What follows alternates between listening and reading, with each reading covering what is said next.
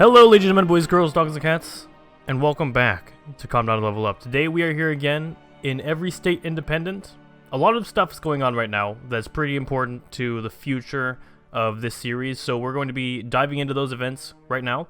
Of course, the biggest one that's on everyone's mind is Aragon versus, I should be saying Guarda.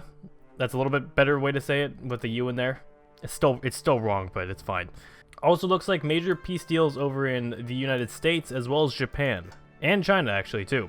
There are now only four nations, or four major nations, that control Japan right now.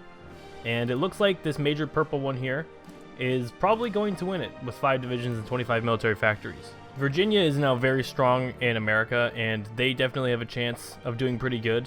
Although the competition down there in Alabama and to some countries up in the north are probably going to be pretty tough for them to actually compete with these guys. Kurzeme is invading this Russian nation to its east, and this is actually a pretty good thing for Kurzeme because if they annex this Russian nation, all they need to do is actually defeat Prussia in a war and gain Memel. They will be able to form, I believe, Greater Lithuania. So that is definitely a possibility for Kurzeme in the future here. We also have Kastamonu, or Kebab, here. 14 divisions. I did not realize how strong they are. 14 divisions, 33 military factories. 111 factories total. That's crazy. But they're invading the last country to their west before they're actually entering Europe. And their last country to their east has already been destroyed before they have to fight someone almost equally as strong as them, Armenia. Except Armenia only has 4 divisions. I think Kastamonu, if these two go to war next, probably going to wipe the floor with them. Another option for Kastamonu is Damascus. That would be a pretty interesting choice as well, to start going down into Arabia and collecting some of the Arabian states. I guess for their case it would be to stop Abu Dhabi or Damascus or any of these guys in here from forming Arabia, because that would be very dangerous for everyone in the vicinity. A war in Asia that I really wanted to point out that I thought looked pretty cool was Guangdong's invasion of Laos. Now, we saw this starting last time. Laos could have been very important and very strong and very influential if it had not ended up going to war with Guangdong here. While Australia is actually finally starting to annex itself. Jeez. And Tanatuva took a state. But anyways, as you can see, major Chinese army moving into Vietnam and Laos, just taking everything, preventing these guys from actually forming Indochina as a country. Now that might be a little bit of a problem for Guangdong because they might themselves form Indochina instead if they end up taking over southern Indochina and then possibly bits of Singapore. I think that's actually all they need. So we could see a Chinese country actually turn into Indochina and then have a Indochina victory. Also over here in India, I think Lucknow's supremacy in the center north is being challenged by Orissa over here on the coast. 3 divisions, 20 factories for Orissa, and Lucknow, 3 divisions, 23 factories. So they're both pretty weak comparatively to other parts of the world, but here in India, these guys are the 2 dominant powers. They have the most. So eventually those 2 will go to war, and we'll see who comes out on top in India. Nova Scotia was just annexed into New England, too. It's also cool to see that Ukraine is slowly uniting itself into larger and larger countries. Shaanxi was annexed, rest in peace. We also have Stavropol over here still doing very good. They're actually invading one of the steppe nations right now, which is pretty interesting to see. Their army size is 7 divisions and 53 military factories. That's probably the most military factories I've seen for one country so far. So this is a major development. Pomerania is actually invading Brandenburg very heavily and doing a pretty good job. I think we noticed last time that Pomerania was actually just more ready because Brandenburg is dealing with Denmark right now. Oh, Friesland and Bavaria have both ganged up on Bourgogne, if I'm saying that correctly. I hope I am. They're both invading from one choke point, which kind of sucks for Bourgogne, but I'm sure they're going to get a higher kill ratio, at least. Also, Piedmont is going to be annexing Emilia-Romagna pretty soon. That leaves them with Latium next, probably to invade. I don't see who else they would go after Emilia-Romagna is annexed. Moscow was just annexed over in Russia. Rest in peace. Al-Hajara in the Middle East is about to get destroyed. They're being invaded by Abu Dhabi, and then Armenia and Hamadan have also just declared war on them from their other flanks. So literally, there's no way for them to survive this. But over here in Aragon versus Guarda, it's pretty even. The front is, for the most part, evening out, actually. You can kind of see here where Aragon has taken territory and lost territory. Iowa declared war on Texas. Also, northeastern Canada took 3 states. Honduras was also just annexed 3 states. Honduras is doing pretty good down there. Oh, look at that. Piedmont actually went for Bourgogne instead. So that is the new guy everyone is ganging up on in Europe right now. Remove the pink stain that is Bourgogne in France. That means France will definitely not be a united region because of Piedmont kind of in the border between Italy and France being very powerful and taking a lot of Italian land and a lot of French land, because there's no way Bourgogne is surviving after this. Stanleyville's annexed by Kenya. Rest in peace, Stanleyville.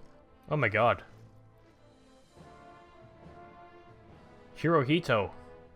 He's here? He has a giant navy. He's he's in a small Chinese colony, and the nation of Kirin has just declared war upon him.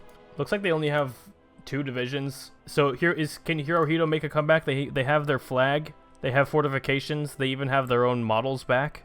The entire Japanese navy is essentially based here right now.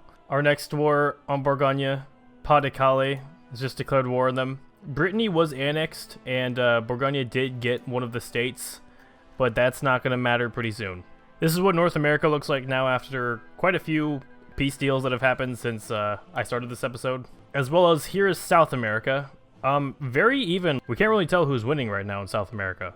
La Paz is doing very good. The guy over here in Peru is doing pretty good as well. Also, Patagonia down in the south. Very promising down there because they have safety in their southern flanks. Oh, here's a big one. Bavaria has declared war on Prussia. Also, rest in peace, South Carolina. Virginia and Alabama split them.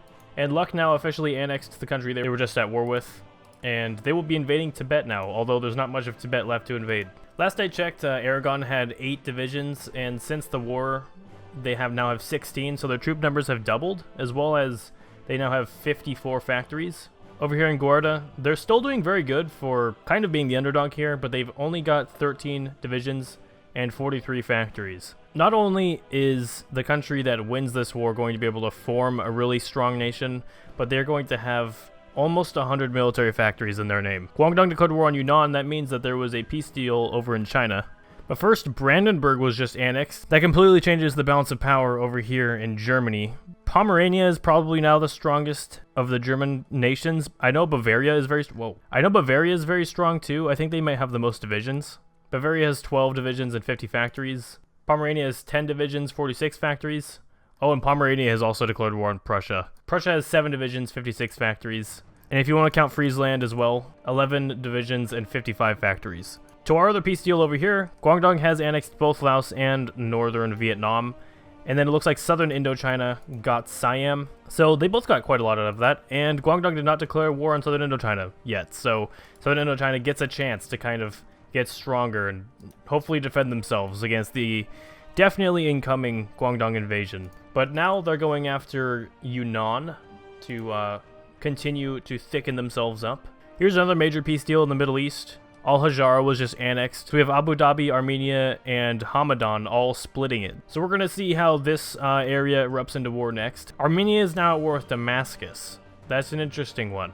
But Abu Dhabi is actually at war with Hejaz. That's a good one. Whoa, Kastamonu declared war on the Aegean Islands instead of Damascus. And Bursa was annexed. I guess that does make sense. It's going to be kind of hard to invade over here. I'm not sure if they're going to be able to get all the victory points they need, but we can see. Just checking out on Hirohito over here. He's still at war with Kurin. Although Kurin, I think, has other problems as well. Now, Kurin is at war with both Vladivostok and this guy up here. So for now, Hirohito can just chill out and try to survive, I guess. But in China, I would say a competitor possibly to Guangdong could be this guy here. Zhejiang, I think that's how you say that. They have 5 divisions and 30 factories right now, so not the best. Guangdong is obviously far stronger in numbers with 17 divisions, but they have potential up here. Update on the front between Aragon and Guarda.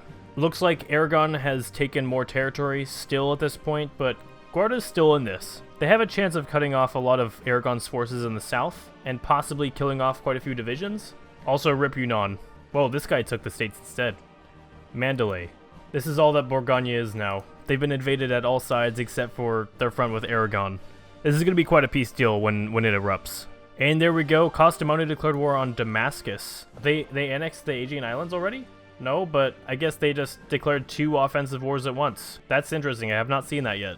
Hamadan over in Iran just annexed Semnan, and they've now declared war on this guy up here to their north. So Kerman and Hamadan, I guess, are both now competing who can form Iran first. But that's going to be it for this one, guys. Thank you very much for watching. A like always is 1,000 likes, so make sure you hit like. I very much appreciate it. Also, East Anglia finally united all of Britain and Scotland and Wales. Now Ireland is the last guy that they need.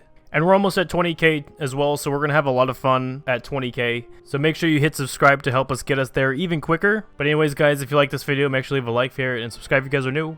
And I will see you guys all next time. Peace.